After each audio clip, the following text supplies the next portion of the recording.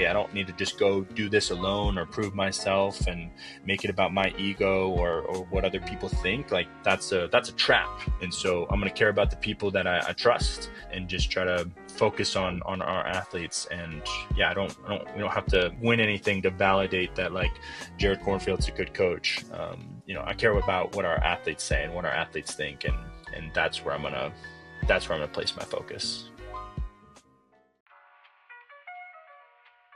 Ladies and gentlemen, that was Jarred Cornfield today on the Running Effect podcast. I have the privilege of speaking with Coach Cornfield. I believe today is the third time I've had him on the podcast, and I have him on the podcast at this exciting time where recently it was announced last fall, if I'm not mistaken, that he would be the newest director and head coach of the NAU cross country program. With the absolutely legendary Coach Mike Smith stepping down, Coach Cornfield takes over one of the most storied programs in the country. And it's really cool and a really cool story because as we talk about in this conversation, and as I've talked about on previous conversations with Coach Cornfield, he's been there from 2015, where he started out as a graduate assistant.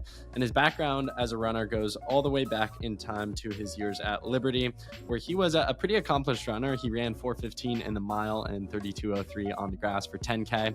Today's conversation centers around a lot of principles of coaching. Anytime I get him on, he's such a wise individual that I just want to pick his brain. So a lot of that happens, as well as diving into the news, how this came about, his direction for the program, where he wants to take it, lessons he's learned from Coach Mike Smith, and so much more. I always love my conversations with Coach Cornfield. I always walk away more enlightened and with a few takeaways that I directly implement into my running and life. If you guys enjoy this one, please consider sharing it with a friend, a family member, a teammate, someone who you think would find value and benefit from it. I've said this on the podcast here recently, but majority of people, studies show, find their favorite podcast through the recommendation of a friend. So the Running Effect podcast could be someone's favorite podcast. They just don't know it yet. So be that friend, share the podcast, share today's episode. Also give us a follow and a 5-star review so you never miss another episode. And then the 5-star review just helps with rankings and charts and the algorithm and all that fun stuff. So would appreciate you doing those things. And without further ado, I will not stand in the way between me and the wisdom of Coach Jarred Cornfield. Coach Jarred Cornfield, welcome back to the Running Effect podcast. This time, not 12 a.m. midnight in Paris. How do you feel? More rested, more prepared? How's the body and mind this day? Yeah, much easier to do a podcast in the morning or late morning like it is now. I feel like I haven't actually listened to that one, but I don't know if it was my best work just because I was quite tired. It was around midnight in Paris, so I'm happy to be back on a normal rhythm and schedule here. If I was to go back to in 2021, but 2020 Olympics because of the COVID thing, and I had told you, okay, in 2024, you'll be, coaching one of the best American distance runners at the Paris Olympics. Would you have believed me? And we'll talk about some of the news today that has broke over the past few months. But with everything that has happened, have you always had the self-belief that these things would happen? Or has it been really wow, this is crazy that this is slowly becoming my life? Yeah, back in 2020, I mean, obviously that was a crazy time with the Olympics, and the world was kind of upside down with COVID, and didn't even know if those Olympics would happen, and they got pushed back a little bit, and even those Olympics were quite strange. But no, I wouldn't say that I was just thinking, oh yeah, I'll definitely be in Paris, and that was a big goal of mine to be coaching somebody in Paris. But I think to be really successful, you want to be very driven and know what you're going after, and I've always been that way, but and very confident in I think what's possible and in my abilities, but also it's important at the same time to be really patient in how you're growing. And especially as a young coach, I've always really valued that, with not trying to skip steps or be bulldozing my way to a place that I'm not ready for. And so instead letting those things just naturally happen. And so I guess I wasn't thinking like, hey, by this time, I'm going to be coaching someone in the Olympics. And that was a big goal of mine. It wasn't. Instead, it was like, hey, how can I get better each day? And how can I keep growing in this craft? And I do believe those types of things are possible. And I can be of great assistance to people at this level in learning this craft. But the craft was more important. The timing was less important. And so, no, I didn't anticipate it, but I wasn't surprised that an opportunity like that came. And I'm grew to have the ability and knowledge to be able to guide somebody at that level. And so the timing was less important, but it was certainly a privilege being in that position and in Paris this summer. And I learned a ton, and yeah, hoping that I have those types of opportunities in the future. But yeah, I'm not as concerned about pressing for those, and just want to be the best I can each day. Self-belief is a quality that I think the best of the best almost unanimously have. I'm curious to get your thoughts and opinions on how do you balance the self-belief and almost the expectancy that things are going to happen with the groundedness of your present reality. And I'll extrapolate it to two Mm. different examples. Like for me currently, this is just boldness, and I feel like I'm the only one who can really state this. I'll still sound and look like a fool, but everyone can come back to this. Like I'm very confident, we can be a top 10 sports podcast in the US. I'm confident, we can be a seven-figure company. But you look at where we are today and it's like, okay, well, those things aren't the case. Obviously, I'm working towards those things. But I do have that self-belief that those things are going to happen. I'll take this example to coaching. High school coach listening just took over a program, knows deep down he will or can win a state title in 5 years, but his team didn't even qualify for regionals. So if he states that, you look a little crazy, you look a little delusional, and I think there is benefit in staying grounded. So how do you personally balance those two? Where like, you can accomplish something. Maybe going back to 2020, 2021, you're like, oh, I know I will be in Paris coaching someone, but it didn't yet happen yet. So like, you still want to stay grounded. Does that make sense? Yeah, I think about this a lot. This concept of I think about humility a lot, and being very grounded, and somebody who's like I really I think humble people can really meet people with where they're at, and have connection with people, and have a better sense of direction as to why they do what they do, and it being rooted in things that I think are really healthy. And so like humility, I think, is such an important aspect in what I do in coaching, but just in life. So I think about that a lot. But then I also think about just like, having like a lot of tenacity and competitiveness and drive and belief. And I really do think those things can work together. And where it gets out of hand, I think, is just if you kind of lose, or you define like who you are and your value in certain places and not others. And so like, yes, I want to be like, yeah, I am someone who's very confident, and I do have immense belief in myself, and I definitely have this background of like, yeah, no, nobody knew who I was, or I wasn't some big time athlete, or anything like that. And that whole time, I still was like, I know I can do this, and I want to do this, and this is going to be my direction, and I'm going to pursue it with everything I've got.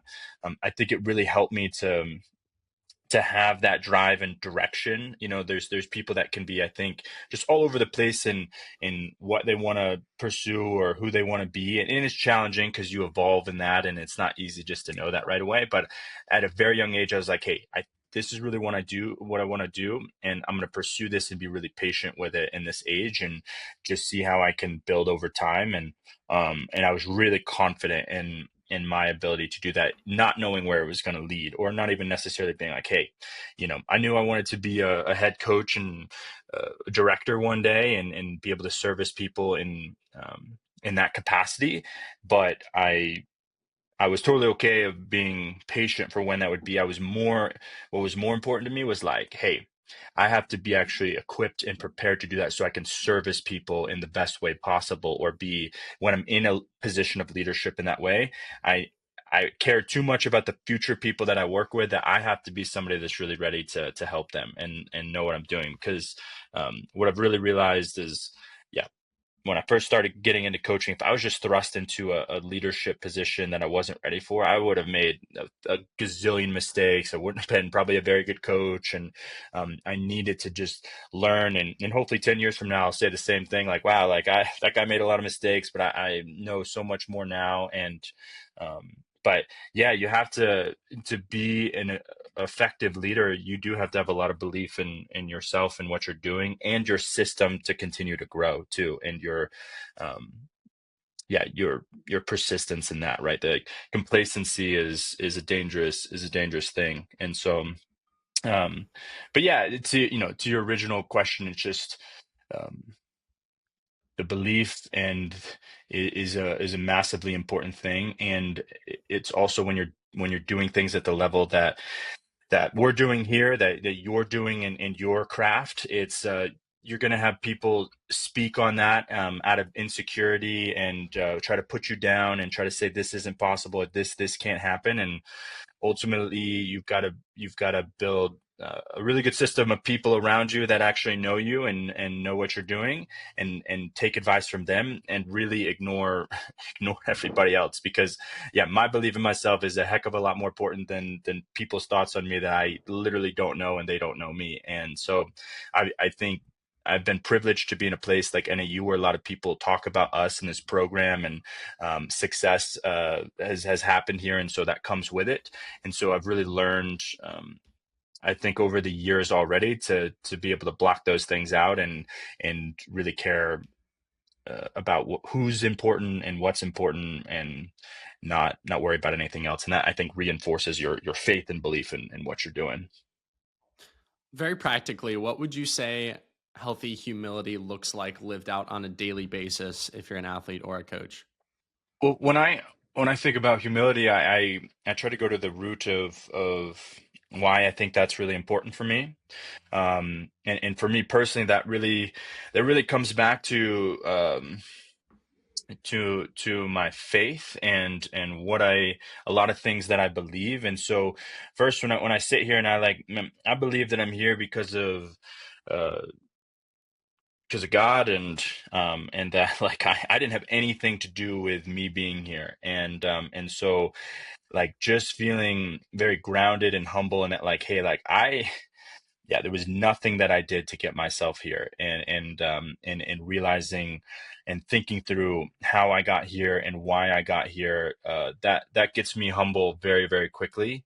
And um and and and draws me back into like why I do things and why I'm here and purpose. And so then that I think really leads me to this place of service of other people. And that's really why I coach, is I'm in the business of, taking care of other people and servicing people, helping them grow, and doing that to this really cool thing in track and field and cross country. And for, call it, 18 to 22, 23 year olds. And so that, when I go to the root of it, it's all very humbling, and I think really guides me in why I'm doing this. And ultimately what I get to is I'm like, man, you know what? This is not about me. It's not about me. And even though I think I can be a vessel in aiding a lot of these things and these people, and this university right now and the people I'm servicing, um, yeah, it makes me really humble, and not, yeah, that all this is definitely not about me or trying to rise in a career or make more money or have more people think well of me or talk about me, or have a certain prestige or status. Like it really cancels all that out, and allows that humility allows me to do the thing that I'm here to do, and really put my focus and energy and my value on that. So that's where I think it's really helpful. And you know so that I don't get wrapped up in my own ego, or um or making this all about me. I want to try to not do that. We'll talk about the passing of the torch on here soon, but speaking of the man that we've spoken about many, many times throughout our conversations, and he's been on the podcast before, blessed us with his knowledge, Coach Mike Smith. In terms Good of, guy. yeah, great guy. In terms of Great guy. humility from him and learning it from him, he's a guy from my conversations with him, or just seeing him in public and how he interacts with other people. He's won 6 men's team titles since 2016. He's coached numerous athletes to, accolades, NCAA championships, the whole 9 yards. Yet, if you met him in public and you were a stranger, you probably wouldn't figure those things out, because he's so grounded in who he is and in the process. How has that rubbed off on you, just very tangibly, from the humility piece? Because I think he's someone who definitely walks it out to the point, almost from my perspective, where I'm just like, a little bit like, own it, man. Like, you're really good at what you do. Like, you won 6. Like, you can mention it from time to time. Yeah, no, I've been with him every single second that he's been here at at NAU, and so we've been through quite a lot together in a pretty intimate way, right, side by side, and in the trenches and in the real stuff and the day to day and the things that most people don't get to see. And obviously he's rose to this kind of status and popularity as a coach and in his craft because largely because of their success and because of who he is and his personality, and people are drawn to that. Um and he definitely has this yeah people are people are very well aware of who he is and what he does. But yeah, for me, like I've got a personal relationship with him, a professional relationship. It's like I've always been in the weeds with him on the real stuff from every day. So my perspective is definitely different. And because I'm just here every day with him, and he's yeah, what I've appreciated so much about him is he I really get to see the very real side of him. And think about the people in your life that actually get to see the real you. And it's hard to get to a level of vulnerability and comfortability with somebody to go to those levels. And it's such a privilege, right, when you build those relationships and friendships. And so one, I feel immensely blessed to have been able to do that with him, and we'll continue in our lifelong friendship and relationship that we'll have. And but then he's especially in this professional relationship, he's modeled and been such a great example of a leader, and taught me so much, like, hey, how to be a great coach and how to be tenacious and competitive and training and all these elements that are really important to a coach. But man, what he's really taught me is how to take care of people, and that part of to me is even more important.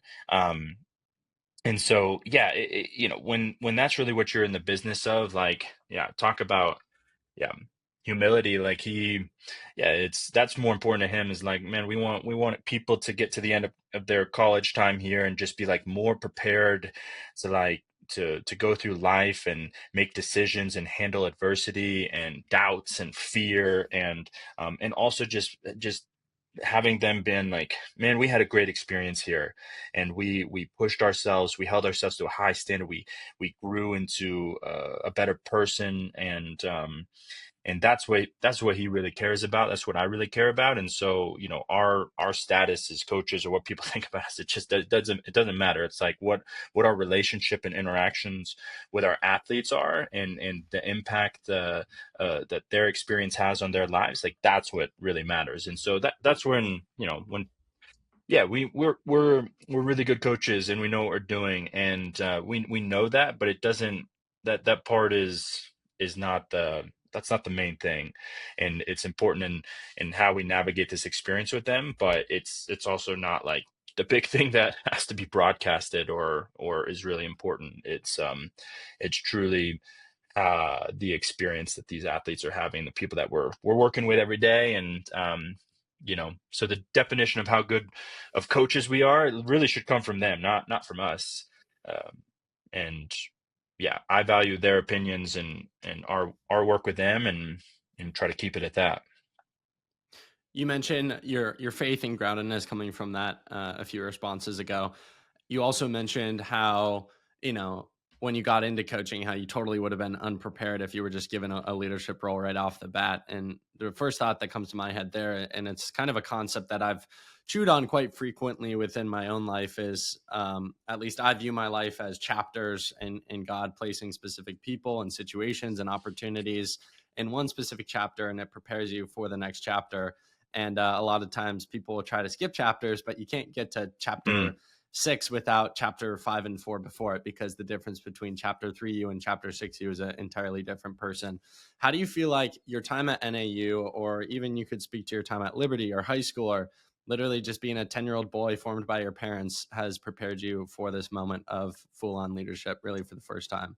Yeah, I use that analogy a lot too. I like to like visualize things as chapters too, and that's how life goes. And the beauty of it is you really never know exactly how long certain chapters are going to be, and if you can just like be really immersed in being present in where you are. But then when things change over, and you have new adventures in your life, or new responsibilities or roles, and there's really natural ones, right? People get married, or people start families, or you graduate college, or you graduate high school. Like there's these really natural things in life that occur to conclude chapters. But I see that too. I even think about, yeah, people as well. Like there's people I was a lot, really close with in this like college chapter of mine. And some of those people, to this day remain a part of my chapters really heavily, and some don't. And that's okay. And there's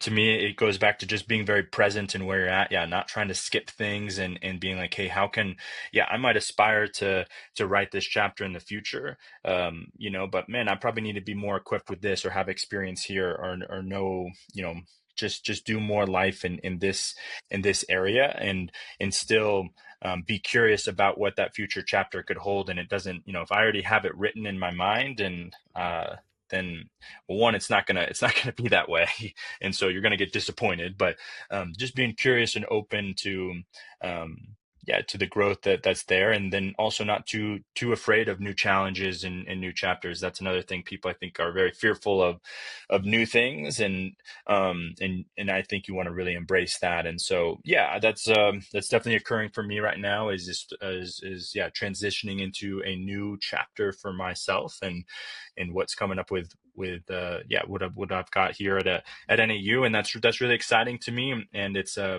very natural transition as well. So there's some comfort in that. But yeah, just trying to be excited and present, and not fearful of change, but also being very present at the same time. If you look at your background in history, which we probably extensively went into in our first conversation with each other, people want to check that one out for more of your background in history as an athlete. You were accomplished, and Liberty is a good school, and if you're offended by any of this, let me know. But it's not necessarily in line or linear with taking over the most successful program in modern day cross country and track and field history. And I think that's encouraging in a sense, because I think there are a lot of listeners out there who maybe know that, okay, I'm not going to be Elise Cranny on the track. I'm probably not going to make the Olympics or compete for medals one day. But I do have a passion and a desire to stay within the sport, specifically within the coaching realm. And I think you have really exemplified that point of, like, it's about your dedication to the craft and growing within it. And you don't need some fancy degree or some qualification time on the track to feel equipped enough to take over a program. So, can you take me kind of, you know, in your mindset, and just speak to the listener out there who maybe doesn't feel like they necessarily have the qualifications on paper, but through hard, like, you've committed yourself to NAU, since you've been there, and that's why you're getting a role like this, is because your success has shown through that. I don't think it's being handed to you because you got a degree from Liberty. Correct me if I'm wrong there. So can you just No. speak to that aspect, and yeah, just the hard work, belief, and how you don't always need the grandest qualifications for things in life, whether it's coaching or a job or whatever it might be. Yeah. Yeah, no, I don't take offense to that at all. I wasn't very good. I was extremely average to below average in terms of, yeah, my athletic results, and as a collegiate athlete. And that's okay. Like that's really okay. And that's where I was at in that journey and that pursuit, and um running such a hard pursuit, right? So it's not just this like equal, if everybody runs 100 miles, everybody's going to run these PRs. It's a really complex pursuit. It's challenging. People have, yeah, a wide range of natural gifts and abilities, and how they think through things, right? So it's like, you can't, there's no just, hey, I work this hard and these things happen in a very simplistic way, right? And so, um, yeah, there was, even at that age, and I look back to young me, and that time as really a nobody. And there's some really interesting qualities with that young guy. And he, um, yeah, things weren't happening in a running sense the way that I envisioned or hoped and dreamed of, in any way. But there was definitely some qualities there that were different, I think. And um, And I just needed to be able to, and it's hard because moving on from competitive running, which I was so passionate about, was a really difficult thing, because you've just been immersed in that for the last several years and you're very young and you don't have a lot of context and perspective. Um, but I got excited really early, with this new pursuit, and really jumped all in with it in coaching, and was like, hey, like, I think I can exercise some of these really unique attributes and special attributes that I have in this different path, and be really excited about that, and just see that my last, my competitive chapter in running was concluded, and it was an awesome chapter, but being, able to move on to the next thing at the right time for me. And I think I was able to do that, and that really helped. So, but yeah, yeah, you could look at, yeah, I probably relate a lot more to most people because I was just a pretty normal college athlete that didn't, yeah, I never made a national meet. I never made a regional meet. I didn't, I but I loved competing, and I loved racing, and I loved pursuing this, and it was just, yeah, it was a rocky road for me. So, um but I still believed in who I was and these attributes, and some of these things that made me stood out. And it was, I think, that chapter in my life played a really important role because of the hardships and the things that I had to overcome and work through, especially from a mental side of things. And yeah, there were certainly people along that journey that had a huge impact on me. My wife being one of them, who was a college teammate of mine, and Zach Barker, I probably brought up on every single podcast. He's my best friend and been there every step with me since first day of college, um, and so having people there too that really believed in me as well, and fostered, like, hey, like, I know this has been a rough road for you as an athlete, but man, I see this in you, and I see this in you, and I'm really excited to see, in this next chapter for you, like, how that plays out. And for me, I decided to dive into coaching and really, really go that route, and it's been really such a blessing that, I've continued in that and been able to build so much in that, and that really ended up being the right niche for me. But yeah, I think, yeah, we talked about belief a little bit earlier, and so, despite, yeah, that my belief in myself as an athlete and what I thought was possible definitely didn't match up, but my journey helped me grow so much, and these attributes that I still had, as a person, um, that I think were really special, still could be fostered and grown, in other ways, right? And so believing in that and really trying to find the best match for you, and, it might not be the first thing that you think, right? I thought I was going to be in the Olympics, and I thought I was going to do just like so many other people, and it was, yeah, humbling to be like, hey, that's not going to be my journey. But let's dive into something that I think will be really helpful for both me and my growth, and something that impacts other people, and not be afraid to dive into that part. I do want to give you your flowers a little bit. You did run 154 in the 8, 355 in the 15, 415 in the mile, and 3203 for the 10K on grass. So you That could was a really short probably. course, though. I will say that 30, that is not a real 10K. I'm okay to admit that. Okay, well, all I'll say is you could hang with the boys for some reps. You might be done after one rep, but some reps Not really, maybe. people ask me like, hey, you should, because I'll, I've gone in ebbs and flows in my own personal fitness, as a coach, and, like, man, if you get back into shape, you can maybe help pace Elise in some, and help her. And I'm like, I don't think college me could have helped pace Elise. Like, I'm okay. Like, yeah, I know who I am. But no, I appreciate. I was, yeah, those things obviously compared to a lot of people are good. Yeah, I wasn't a bad runner, but I certainly wasn't anything to write home about. On the Liberty piece in those college years, as we're talking about, you did earn a bachelor's degree in sports management, and then you also Hmm. got your master's degree in educational leadership. What I'm very curious to pick your brain on is think about Coach Cornfield, present day, all the skills, all the knowledge you have, and all that's led up to that. How much of what you currently have and practice and preach comes from those years as a student or learning versus the art and the like learning by doing versus like textbook? So I guess how much of coaching do you think is science versus art? And of that amount, how much do you think you've learned from on the job versus something like a master's degree in educational leadership? Mm.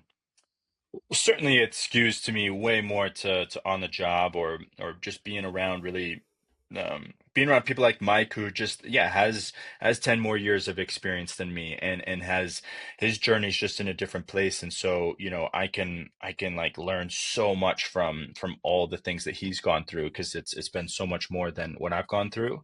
And but I even look back to my time in college or my education. And one, I think there, and these are things we preach to our own athletes, like to be disciplined, and create a structure where you're really taking care of these things, and you're seeking knowledge, and you're seeking growth, and you're making that a priority in your journey. Because sometimes, yeah, sometimes going to these classes, or doing all this work is yeah, it's tough, and it weighs on you, and you get overwhelmed. And it's really easy to want to find shortcuts, or certain things, or slack on things. And just the overall act of being diligent and persistent, and valuing, like, hey, I might not learn anything in class today, but I might learn something in class today. And so seeing things from a certain perspective, that's like always like, hey, what would if I was to be excellent today in what I can control, how can I do that in even in this small task of going to a class for the 40th time, And so, and then also in college, what I found so valuable was, it was not only that part when it came to my relationship with my academics and my education, and what I was pursuing from a knowledge and learning standpoint, but then also just being an adult, and you know having more responsibilities. Like, my parents weren't taking me to anything, or you just, like, yeah, you've got to get yourself to practice on time. You've got to take care of your training. You got to take care of your body. You've got to take care of all these things, and learn how to do that. And you're responsible for it. And so that part of growth for me was just as valuable too, and just being in that environment, and taking responsibility and ownership of what I was doing, and not being like, not trying to find shortcuts, and not being like, yeah, these people are just going to do it for me. Like, I was like, I want to be the one responsible, and learn how to handle that. And that's what I hope a lot of athletes that we work with in a college setting can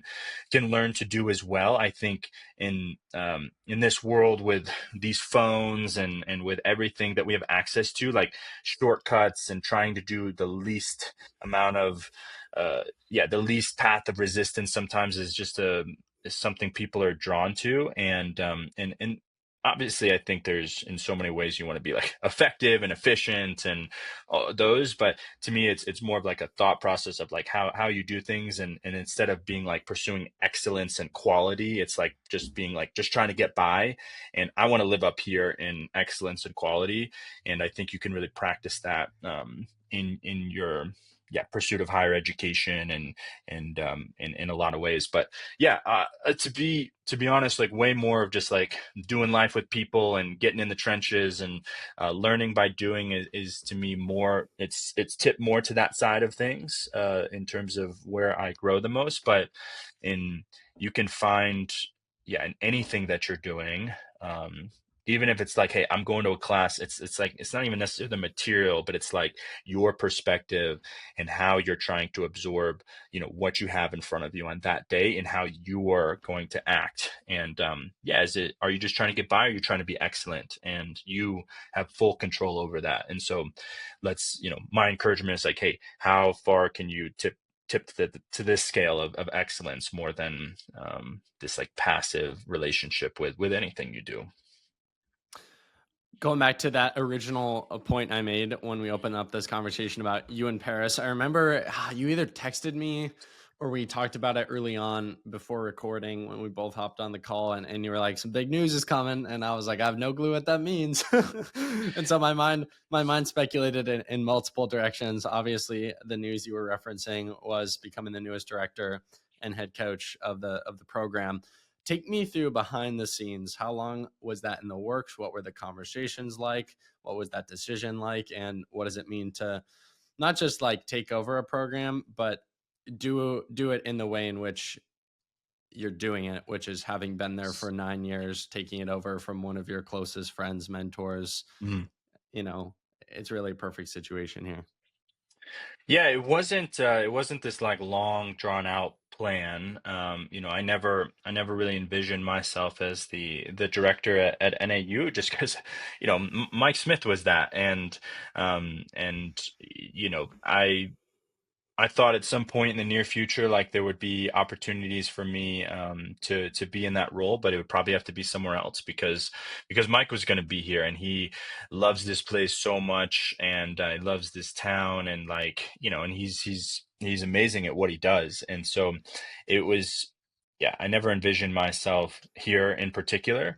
Um, and always have been like 100% in the way that I've invested in this place and love this place and care for this place. And it wasn't just trying to leave. It had to be an amazing situation that was right for me and my growth and for our family.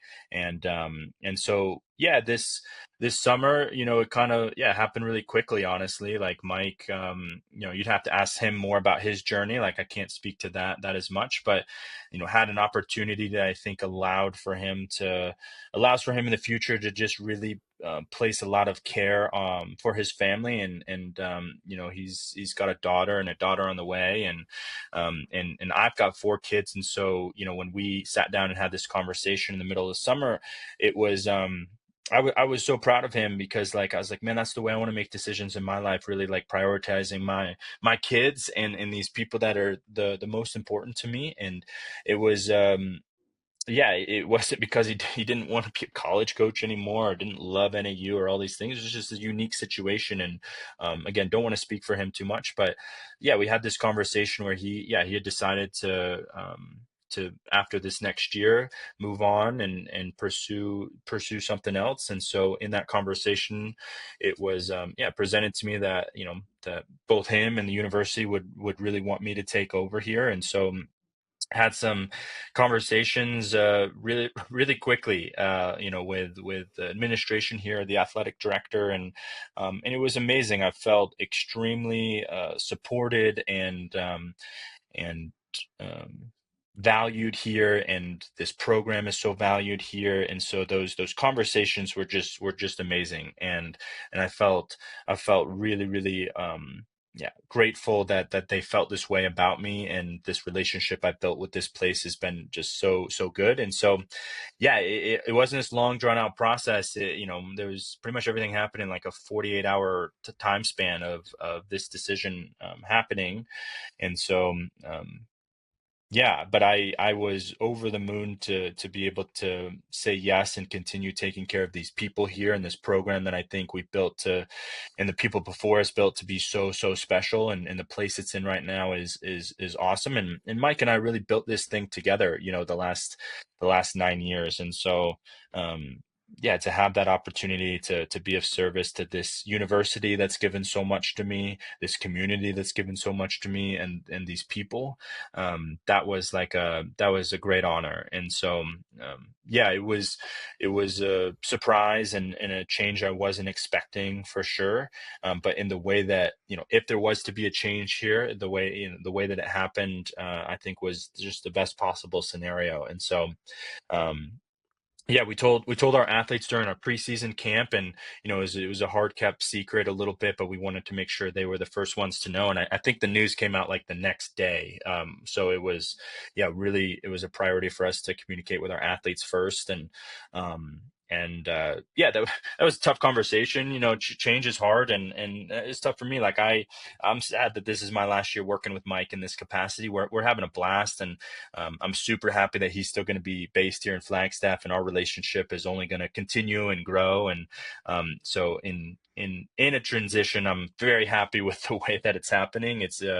We're really blessed in a lot of ways, but I'm very grateful to NAU for their just deep investment and care for this program here. And I think we're unique in that respects, for a university, and also they're just like deep investment in me as a coach. And so I'm happy here, and this is like it's amazing to really call this, be deeply rooted and call this home now, because I see my chapter here just continuing for a really long time. I know you as a person. I know you constantly want to elevate and improve things. I would say the difficulty here, for maybe a lack of a better way of phrasing it, is NAU has been king of the mountaintop. Really for the past 10 years. How do you tangibly take over a program that's experienced so much success? And I'm also just curious from your own personal vocabulary standpoint. One of the things that I've loved diving into with you before is like you guys rarely talk about winning championships or winning NCAAs. Like for you, how do you personally define success in this role as you're taking it over? Where from the outside perspective, at least, it's like you guys just win, win, win, win all the time, and that's what you're taking over. Yeah, I think it's important. I've thought about like, hey, how do I define success? How do we define success? And being very very rooted in that part, and it's really the ways that I think it's important to define success are ways in which we have control, and winning a championship you don't really have control over, right? There's hundreds of other teams out there. We have zero control over what any of them do. One of the one of the proudest years of our team in cross country was just 2 years ago with our men. We had an amazing day, and we got beat. We got beat by an amazing performance and an amazing team in Oklahoma State that day. And you know what? You're like, yeah, we didn't win, but man, we did what we could do that day, and that felt amazing, right? And so it shouldn't always be like success is a first place trophy. Like that day we just got beat. And but yeah, certainly here I think we've been really consistent, and we've created a system where where we've had, Mike and I have been here for a long time together. The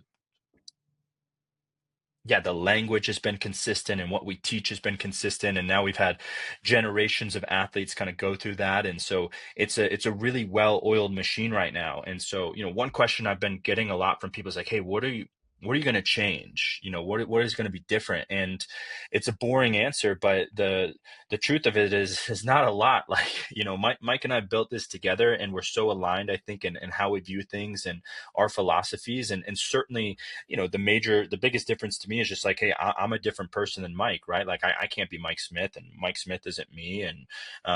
And there's going to be natural ways that I find some different things, or do things a little different, but it's going to really remain the same in how we operate and how we define success. And truthfully, like what we kind of did, particularly for the men's team over the last several years, is pretty unprecedented. And that wasn't we didn't sit down and say, hey, we want to win every year or 6 out of the next 8 years or something like it. We just went, dialed so deeply into a process, and focused on taking care of people. And those ended up being the results. And even this year, our on the men's side, like our men's team got fifth, and we had a great day, and that was different than the previous teams that I think all had, even for, I think, for 8 years in a row, had chances to win in the NCAA in cross country. We didn't have a team this year with that, but we had a great day for us, and that ends up being really good and consistent, I think, at the top levels of the NCAA. And so I definitely aspire to continue doing that, and getting athletes here that are passionate about holding a high standard for themselves, and really want to see what's possible with their running, and doing that at the top of the NCAA, and even having athletes have opportunities to pursue this from a world class standpoint, like we've been doing. But yeah, the the people, yeah, the goal isn't to just win national championships or win all the time, or uh yeah, it's really keeping things the same, and making sure, back to a point I made, maybe 25 minutes ago, was that athletes leave here having a great experience, having grown, having been like, man, I learned what it was like to hold myself to excellence and a higher standard, and how I grew in that. And that's going to aid me so much in life after, whether that's continuing to pursue, this personal relationship with, competitive running, or if it's other pursuits, like that was my journey. It wasn't in competitive running. And so that's going to continue to be the standard here. And I don't really care what other people say, or think, or they, yeah, I don't feel like I have to prove myself or anything. I got to focus on those pieces, just like we have been doing. And obviously my role as a leader is going to be different. And the impact that I have is going to be different than the role that I'm in right now. But man, Mike has modeled it so well for me, and so I feel so prepared and just love these people. And man, these teams are so fantastic and fun, and we're just going to continue finding the right people that match with that. And I think that will continue to result in some of those championships or really special things. And we're gonna, yeah, absolutely pursue and see if we can, if it's possible to beat everybody or to do amazing things. Like, yes, 100% that's going to be what we do. But the the definition of success isn't necessarily going to be by the color of the trophy. Do you feel any pressure to win one early on? If yes, why? And if no, how have you gotten to that place where you don't feel pressure? No, yeah, I don't.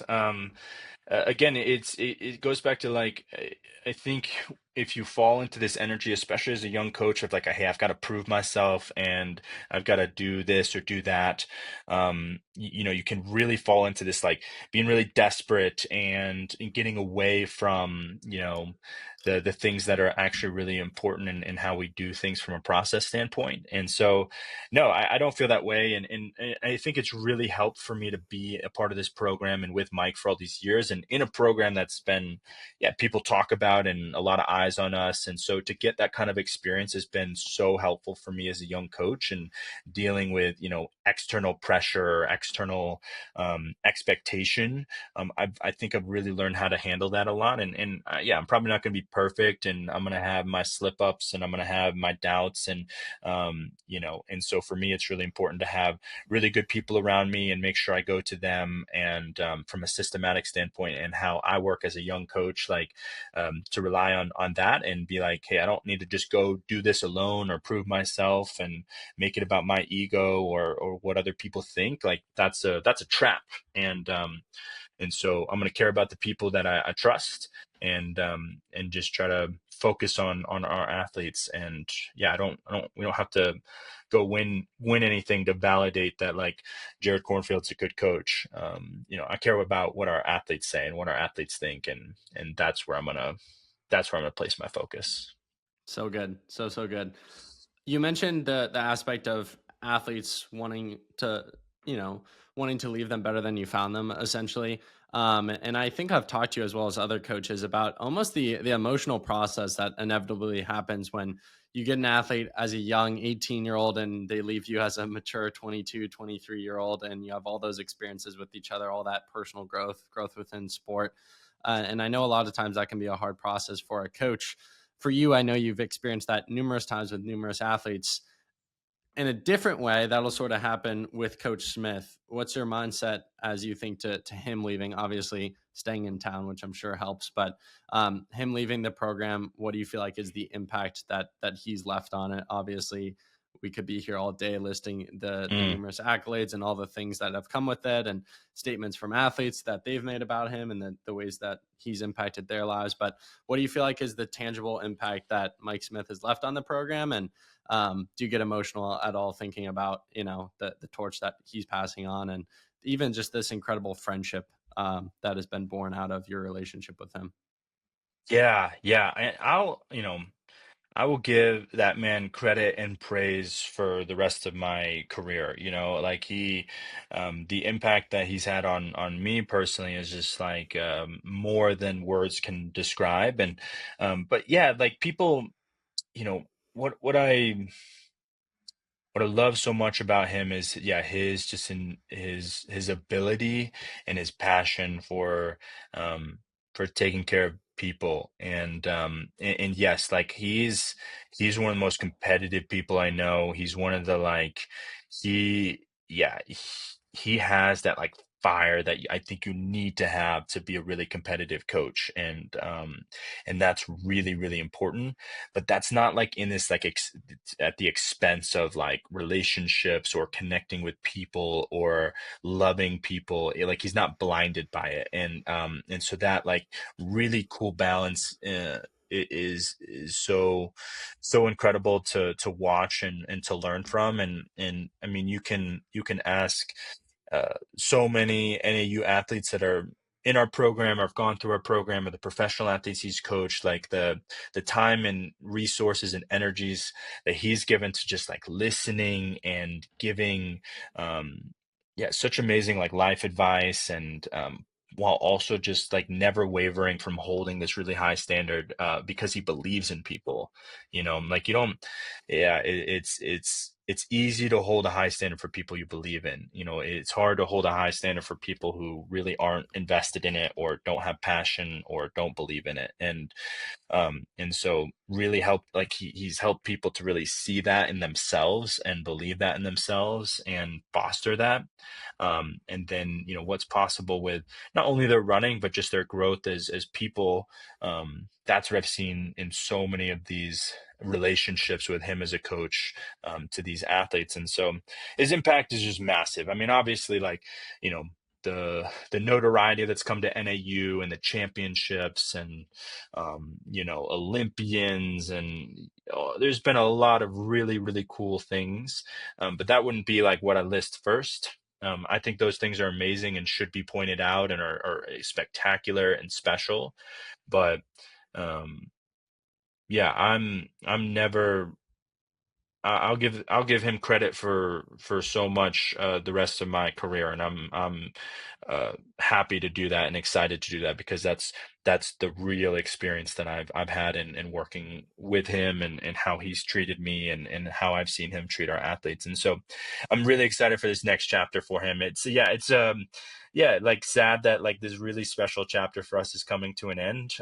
But like we talked about with chapters, like you want to be excited for the new chapters, and this next one for him is so exciting, and I'm so excited, pumped for him, and gonna be just like his biggest supporter and biggest fan. And I'm sure we're gonna continue to collaborate in our relationship and help each other grow. And um, yeah, that part of it is something I'm really excited about. And yeah, and he's someone, like, I know you've had Milt on the podcast, and their relationship, and like and so like his ability, right? Like and I had a great conversation. I was on the phone with Milt, and he's been such a great resource for me, and our careers are kind of paralleled a bit, and we both have 4 kids and he's been such a great resource for me. But I remember talking to him, and something that we were talking about, after yeah, it was early fall last year. And so this news had come out, and he knew about it, and all those things. And um, yeah, like he's so competitive. Mike's so competitive. Like these high level coaches are like, they want to kill each other. And I'm like, and we had this, said something like, I was just like, just kind of praising him for what he's doing at UNC right now, and built that program. But and he was like, yeah, we're coming after you. And I was like, good, keep coming after us, because I'm gonna keep coming after you. Like it's just like awesome, like, man, respect, amongst like people and these coaches you can learn from, but at the same time holding this like really high competitive standard, against each other, while there being that mutual respect. And so, like, Mike and Milt have had such a great, relationship in that way, and been a great example for me. And Mike and I have, going to continue to have such a great relationship. And so those are the things that are really special in our sport, that are really, yeah, that I really hold on to, and want to keep growing. And you know, these coach relationships are really special to me. And yeah, I've developed some amazing relationships with other college coaches, that we're all trying to beat each other so bad, but we're also like helping each other out too, because this sport is hard. And what we do is really hard. And so this camaraderie, and this like understanding of what we do, and encouragement is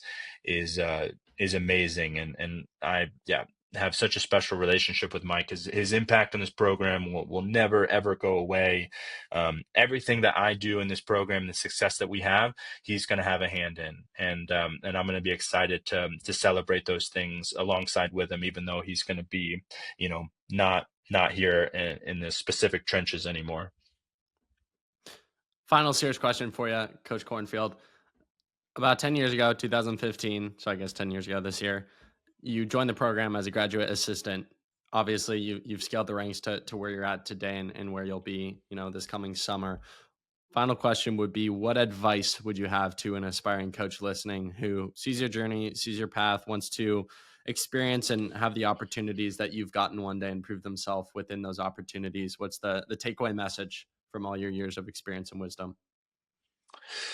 I would say, um, be patient, be really patient. And I think I don't know why I had the ability to be patient as a young person, because when I look back at, 10 years ago when I was 23, I'm like, man, I didn't know very much. And but I definitely, yeah, for some reason had this ability to be patient and really prioritize learning. And and so and that allowed me to like just not be all about ego. And in that space, really early on, I realized really quickly, like, whoa, like what I have access to in terms of like learning and growing is helping me so much more than a lot of things. And so be patient, surround yourself with really good people, put yourself out there. um, you know Absorb, listen, try to find ways like, hey, how can I hone in this craft so that the people that I service in the future are going to be better benefited because of my patience in my own growth, right? And everybody's situations are different and who they have access to, and but like put yourself out there. And I think this coaching world is really special in that there's a lot of accessibility to a lot of really great minds and people who are farther down the road than you. And that's been my experience. When I was searching for coaching opportunities early on, I really, yeah, there's coaches who responded to me and gave me advice, or that didn't even know me, that were big names. And like, I'll never forget that. And those are some coaches I still interact with to this day.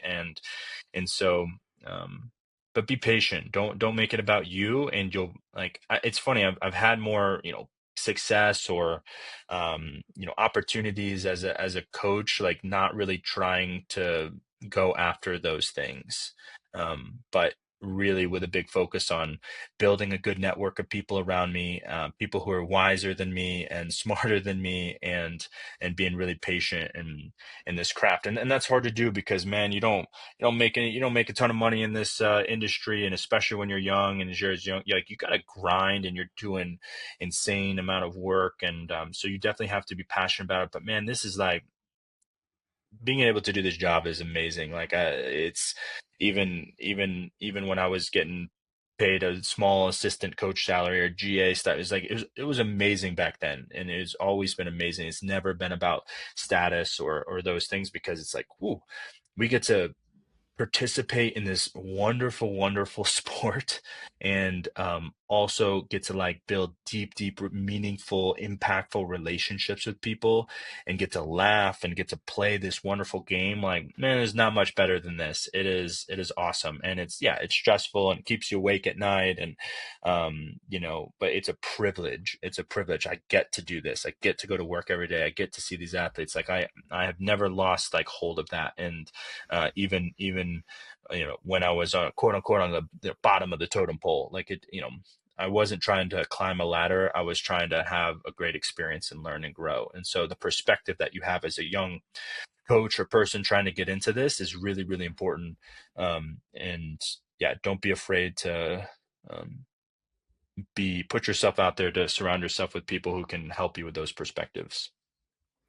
I promised you before we started recording we would bring up baseball, so we'll bring up baseball to close things out. Let's go. Jarred Cornfield's way too early predictions: World Series champion, Yeah. MVP, Uh-huh. and third would be biggest surprise of the season. Could be a player or a team.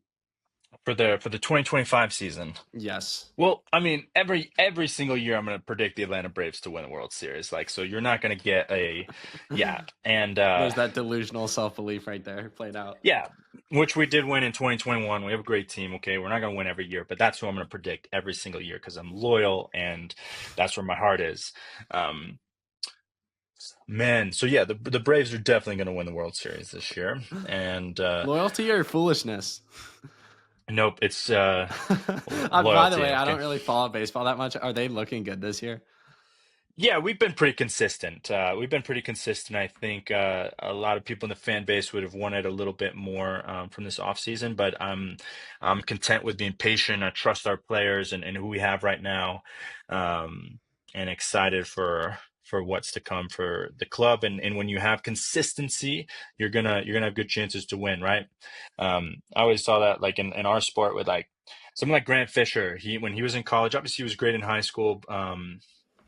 He won one title early on, I think his sophomore year, and then he was like he didn't win again, and people touted him so highly that he actually got a lot of crap. Like he it was like, oh, I don't know, he never wins, and like he got like, but then this is what he did every single time he was there, and he got like second and third and fourth and second and third, and I'm like, guys, watch out. He's going to be incredible because of this consistency that's built, because that tells you so much about him. And I know Grant, and he's such a great guy, and obviously he's done amazing things, but the Braves have been consistent, okay, just like Grant Fisher, okay, and um, they're they're always going to be in the hunt.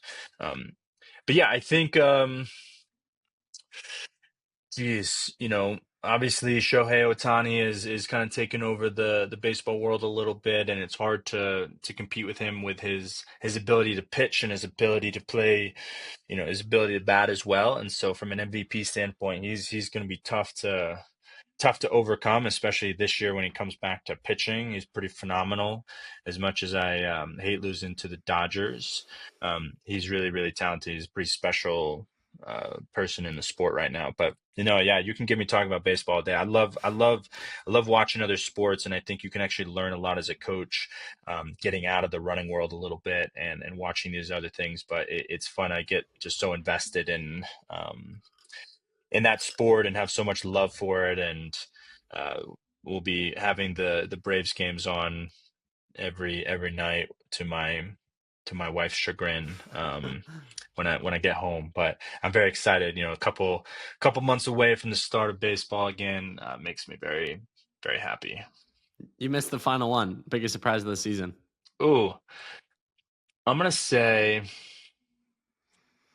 I'm probably gonna say someone with Atlanta. I'm going to say Austin Riley, our third baseman, has a big bounce back year. He had a tough year last year. He was really good the year before that.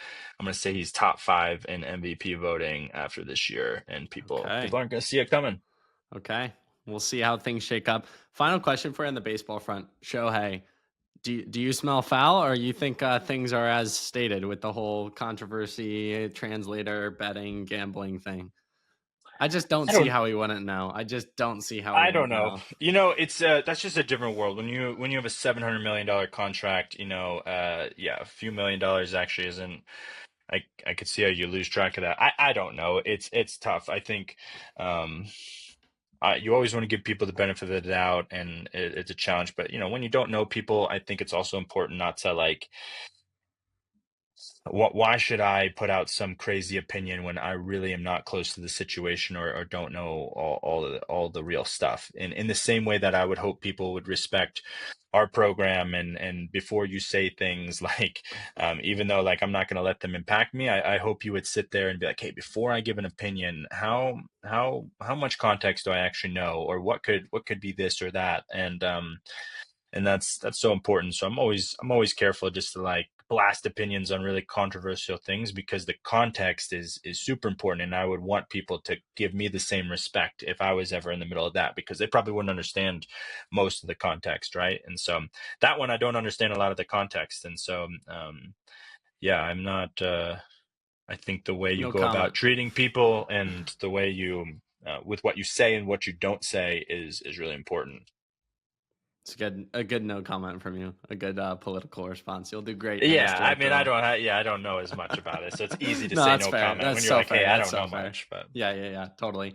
I just think the sports landscape and with these big contracts and like, oh, we didn't even get into roster limits and the $2.8 billion settlement, but like, oh my gosh, sports are just out of hand. And not even saying that in a bad sort of way, but sports have truly overtaken. Like one of the funniest statistics I saw. Final point, and then I'll let you go here. More more Americans put more money into gambling this past year than the S&P 500. It's like, oh wow, what's going on?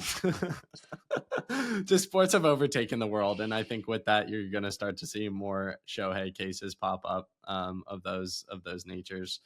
Maybe not even like specifically in line with that, but just these kind of crazy stories are going to become more common. So Yeah, I hope coaches, my one point is just like in our sport and in interaction with this, yeah, crazy time right now with house settlement and things like that. Like I just my encouragement to coaches would be like, let's let's keep relationships at the forefront so that this doesn't become this like transactional win at all cost environment, and especially in this age group that we have in the NCAA, with this being, us being part of higher education institutions that we prioritize, like people learning and getting education at a higher level, and while also providing this amazing athletic opportunity, and that we just prioritize treating people in the right way. And uh, yeah, there's challenges to certainly what's coming ahead, and but I think if we keep doing that, it's going to be,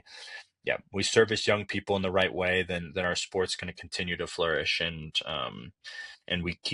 we keep providing opportunities for these athletes and coaches to be in the right environments to foster that growth.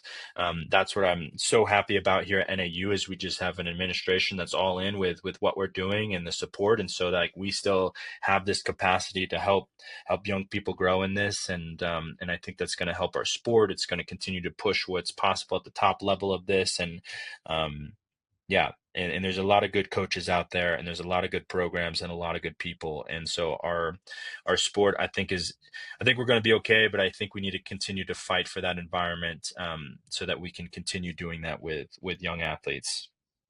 Amen to all of that. Coach, thank you for another stellar conversation. Sincere congratulations on the role. And yeah, excited to see all the ways that God will use you in this next chapter of life and continue to see you flourish in all that you do. So keep crushing it. Prayers for your Braves. They'll need it this year. I appreciate it, Dom. Yeah, thanks for another great conversation.